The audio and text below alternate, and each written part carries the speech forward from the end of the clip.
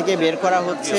আমরা যদি একটু দেখানোর চেষ্টা করি যে মরদেহগুলো কিন্তু বিমানবন্দর থেকে এরকম কার্টুনে করে আসলে আনা হয়েছে এবং এরপরেই আসলে এগুলোর মধ্যে নাম লেখা আছে। নাম লিখে তারপরে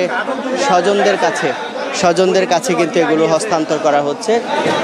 আমরা যেটি দেখছি যে এক একটি মরদেহ সেটি আসলে যে স্বজন আছে স্বজনদের কাছে হস্তান্তর করা হচ্ছে এবং স্বজনরা সেগুলো নিয়ে তাদের স্বজনরা তাদের নিয়ে তাদের যে গন্তব্য বাড়ি সে উদ্দেশ্যে রওনা দিয়েছেন।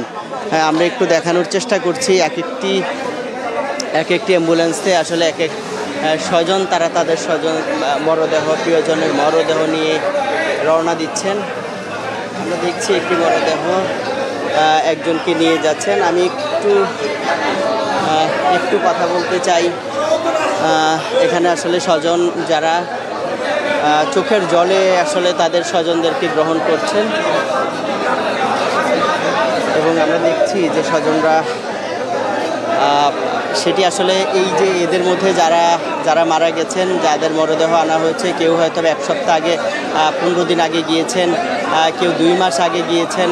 সব মিলে আসলে এই পরিবারগুলো কেউ ধার কর্য করে গিয়েছেন, দেশের বাইরে গিয়েছেন। আজকে এই যে তাদের মরদেহ আসলো সেটি আসলে কোনোভাবেই একটি পরিবারের জন্য কোনোভাবে মেনে নেওয়া সেটি খুবই দুঃখজনক একটি ঘটনা। আমরা যেটি দেখছি যে স্বজনরা এই যে মরদেহগুলো নিচ্ছেন, সাথে স্থানীয় যারা হেল্প করছেন এবং এই চট্টগ্রামের যে গত 8 অক্টোবর এই দুর্ঘটনাগুলো ঘটে এবং সেখানে আমরা দেখি যে এই দুর্ঘটনায় 8 জন কিন্তু মারা যান প্রবাসী, যার মধ্য থেকে 7 জনের বাড়ি চট্টগ্রামের সন্দ্বীপের সারিকাইত ইউনিয়নে, আরও একজনের বাড়ি হচ্ছে রাউজান।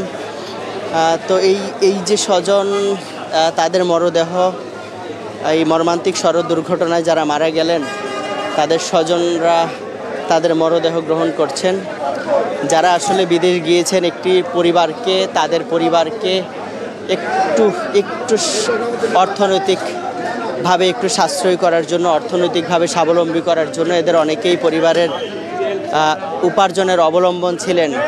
তাদেরকে হারিয়ে তাদের পরিবার সেটি রীতিমতো আসলে একদম দিশেহারা অবস্থায় কিন্তু আছেন এবং এই যে তাদের এই মৃত্যু, অনেকে আছেন যারা আসলে পরিবারের একমাত্র উপার্জনক্ষম এবং তাদেরকে হারিয়ে রীতিমতো আসলে কান্নায় ভেঙে পড়ছেন।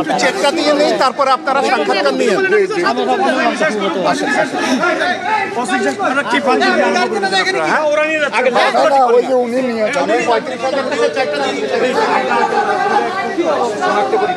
স্বজনদের আসলে কান্নায় অনেকটা পরিবেশ ভারী হয়ে উঠছে। আমরা যেটি দেখছি যারা পরিবারকে একটু সুখের ভেলায় চড়াতে চেয়েছিলেন তারাই আসলে নিজে পরপারে পাড়ি জমিয়ে পুরো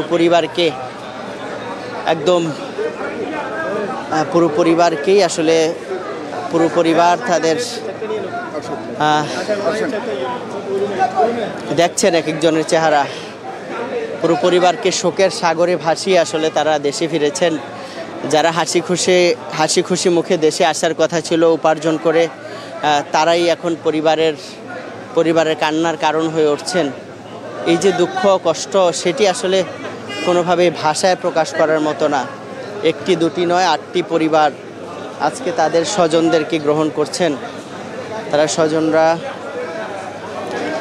সেটি আমরা যেটি দেখছি যে আমরা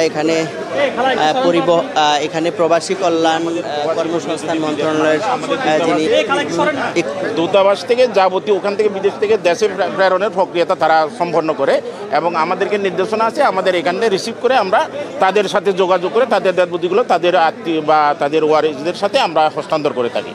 এবং আমাদের প্রবাসী কল্যাণ মন্ত্রণালয় থেকে হচ্ছে যে আমরা লাশ দাফন খাফন বাবদ আমরা 35,000 টাকার চেক ইনস্টান এখানে আমরা তাদের ওয়ারিসদেরকে দিয়ে থাকি আর কি দাফনের জন্য। আর এরপরে পরবর্তী হচ্ছে যে আমাদের থেকে আরও 3 লক্ষ টাকা তারা পায়, সেটাও আমাদের এটার পরে প্রক্রিয়া শুরু হবে আর কি। আর ক্ষতিপূরণ বিষয় সেটা হচ্ছে যে দূতাবাস সেটা বলছে ক্ষতিপূরণ ভাবে তাদেরকে হচ্ছে ওই পাওয়ার আবেদনী তাদেরকে দিতে হয়। দূতাবাসকে যদি তারা ক্ষমতা দেয় যে ইয়েগুলো যেহেতু পাওয়ার আবেদনগুলো তারা তখন মামলা করবে ওটা ওখান থেকে যাতে ক্ষতিপূরণ পাওয়ার একটা পসিবিলিটি আছে আর কি। আরেকটি বিষয় যেটি বলা হচ্ছে যে তারা প্রত্যেকেই পরিবারে উপার্জনক্ষম ছিলেন, অনেকে ধার কর্জ করে গিয়েছেন, সেক্ষেত্রে তাদের পরিবারে একজনকে করে একটি সরকারি চাকরি বা কোনো ব্যবস্থা করা, এই ধরনের প্রস্তাবনা আপনাদের কাছে গেছে কিনা বা আপনারা এই ধরনের কোনো ব্যবস্থা নেওয়ার সুযোগ আছে? আমাদের কোনো প্রস্তাবনা নেই সেটা, যেহেতু আমাদের যেটা হচ্ছে যে ওই তারা আমাদের থেকে যদি সেটা অ্যাক্সিডেন্ট মারা গেলে সেটা ক্ষতিপূরণের যেটা হয় সেটা পরবর্তী তাদেরকেই হবে। আমাদের বর্তমানে যেটা হচ্ছে যে আমরা 35,000 টাকার চেক আমরা এখানে দিয়ে দিই লাশ দাফন খাওয়ানোর জন্য, এবং পরবর্তী 3 লক্ষ টাকা আমাদের সেটা প্রবাসী কল্যাণ মন্ত্রণালয় থেকে যেটা প্রক্রিয়ার মাধ্যমে সেটা হবে। জি, দ্রুত সময়ে যে ডেড বডি পাওয়া গেল এটি একটি নজিরবিহীন বলা যায়, সেটা আসলে কিভাবে? অবশ্যই সেটা বলা যায় নজিরবিহীন কথা না, যেহেতু গত সপ্তাহে আমরা চেক দিয়ে যদি আনুষ্ঠানিক আপনাদেরকে একটু বিবৃতি দিতাম আমার স্যাররা সহ, আমার মনে হচ্ছে আমরা ডেড বডিগুলো সবাইকে বুঝিয়ে দেই, তাদের আত্মীয় স্বজনকে, তারপরে আমরা আনুষ্ঠানিকভাবে আপনাদেরকে একটা প্রতিক্রিয়া জানাবো। একটু সময় কাইন্ডলি আমাদেরকে দেন, এটা ভালো হবে। আমার নামটা হচ্ছে মহেন্দ্র চাকমা, আমি সহকারী পরিচালক হিসেবে জেলা কর্মসূচি জনশক্তি হচ্ছে দায়িত্ব, এবং ইয়ার মধ্যে যে কল্যাণ ট্যাক্স আছে সেটারও আমি দায়িত্ব। জি না, এখন সংক্ষেপে তো আমার স্যার বললেন যে আমাদের প্রবাসী কল্যাণ ও বৈদেশিক কর্মসংস্থান মন্ত্রণালয়ের আমাদের যে সমস্ত সম্মানিত অভিবাসী শ্রমিক বিদেশে মৃত্যুবরণ করেন তাদের লাশ দেশে আনার পরে তাৎক্ষণিকভাবে বিমানবন্দরে লাশের সাথে আমরা 35,000 টাকার একটা চেক দেই, যেটা দিয়ে লাশ পরিবহন ও দাফনের জন্যে, এবং পরবর্তীতে আমাদের প্রত্যেক কর্মীকে গণপ্রজাতন্ত্রী বাংলাদেশ সরকারের প্রবাসী কল্যাণ মন্ত্রণালয় থেকে 3 লক্ষ টাকার আর্থিক অনুদান দেওয়া হয়। আমরা সবগুলোই করব।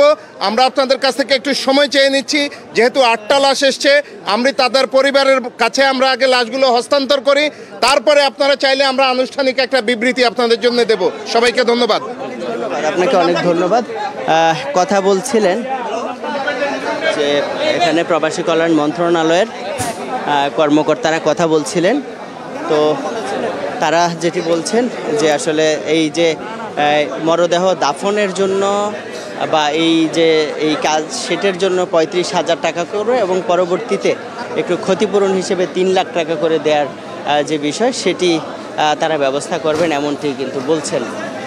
তো আমরা যেটি দেখছিলাম এই যে স্বজন হারানো মানুষজন যারা পরিবারকে সুখের ভেলায় ভাসানোর জন্য বিদেশে পাড়ি জমিয়েছিলেন, তারাই আজকে আসলে পরিবারের দুঃখ কষ্ট আর কান্নার কারণ হয়ে দাঁড়ালেন, এবং এই যে তাদের এই মৃত্যু পুরো পরিবারকে আসলে একদম অকুল সাগরে, যদি বলি যে অকুল সাগরে ভাসিয়েছে, সেটিই কিন্তু আসলে ঘটেছে। তো এই যে বিষয় যে চট্টগ্রাম শাহ আমানত আন্তর্জাতিক বিমানবন্দরের যে পরিবেশ সেটি অনেকটা কিন্তু ভারী হয়ে উঠেছে। গত 8 অক্টোবর, দর্শক আপনাদেরকে যদি একটু জানাতে চাই যে গত 8 অক্টোবর এই ওমানের দুক্কুম সিদ্রা এলাকা, সেখানে এক মর্মান্তিক সড়ক দুর্ঘটনায় 8 জন বাংলাদেশি মারা যান। এর মধ্যে 7 জনই চট্টগ্রামের সন্দ্বীপের সারিকাইতি ইউনিয়নের বাসিন্দা, এবং আরও একজন তার বাড়ি হচ্ছে রাউজানে। তো এই যে স্বজনদেরকে নিয়ে তাদের মরদেহ নিয়ে 8টি অ্যাম্বুলেন্স তারা কিন্তু রওনা করেছে, এবং সেখানে আমরা যেটি দেখছি যে স্বজন যারা আসছেন তারা তাদের মরদেহ গ্রহণ করেছেন, এবং সেখান থেকে যে প্রবাসী কল্যাণ যে দপ্তর, সেই দপ্তর তাদেরকে তাদের কাগজপত্র প্রাথমিক যে ক্ষতিপূরণ 35,000 টাকা দাফন কাফন বাবদ সেই টাকা বুঝিয়ে দিচ্ছেন, চেক বুঝিয়ে দিচ্ছেন, এবং পরবর্তীতে আরও 3 লাখ টাকা করে দেওয়ার যে বিষয় সেটি কিন্তু তারা বলছেন।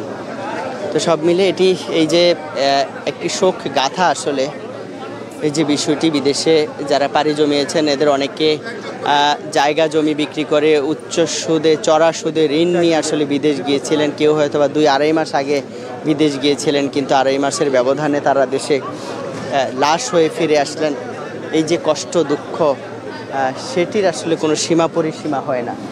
তো এমন বাস্তবতায় এই যে তাদের পরিবারকে ভবিষ্যতে যেন তাদের পরিবারের জন্য কোনো ব্যবস্থা যেন করা যায়, সরকারের পক্ষ থেকে যদি কিছু করা যায়, সেই দাবি কিন্তু কেউ তুলছেন। তো এই যে বিষয়, তো আমরা আসলে দেখলাম যে চট্টগ্রামের শাহ আমানত আন্তর্জাতিক বিমানবন্দরে যে গত 8 অক্টোবর ওমানে মর্মান্তিক সড়ক দুর্ঘটনায় যারা মারা গিয়েছিলেন তারা তাদের স্বজনদের মরদেহ তাদের স্বজনরা গ্রহণ করলেন এবং সেখানে তারা তাদের স্বজনদের মরদেহ নিয়ে যাচ্ছেন গ্রামে। সেখানে নিশ্চয়ই আরও বেশি শোকাভিভূত পরিবেশ, শোকাতুর পরিবেশ সৃষ্টি হবে। তো আসলে সবার প্রত্যাশা এমন মৃত্যু, এমন মর্মান্তিক ঘটনা আর কারো জীবনে না আসুক। প্রবাসে যারা নিজেদের পরিবারের একটু উপার্জনের ভালো রাখার আশায় প্রবাসে গিয়েছিলেন, তারা নিজেরাই লাশ হয়ে ফিরবেন, সেটি নিঃসন্দেহে কারোর জন্য কাম্য নয়। তো এই যে মর্মান্তিক ঘটনা, সেটিতে যারা স্বজন আছেন, পরিবার আছেন, তাদের জন্য সরকার, পরিবার বা সমাজ, যারা বিত্তবানরা আছেন, তারা সবসময় পাশে থাকবেন এমন প্রত্যাশার কথা কিন্তু জানিয়েছেন এখানে উপস্থিত যারা আছেন। তো এই ছিল আমার কাছে চট্টগ্রাম শাহ আমানত আন্তর্জাতিক বিমানবন্দরে যারা ওমানে মর্মান্তিক সড়ক দুর্ঘটনায় নিহত হয়েছেন তাদের পরিবার, তাদের মরদেহ তাদের পরিবারের কাছে, স্বজনদের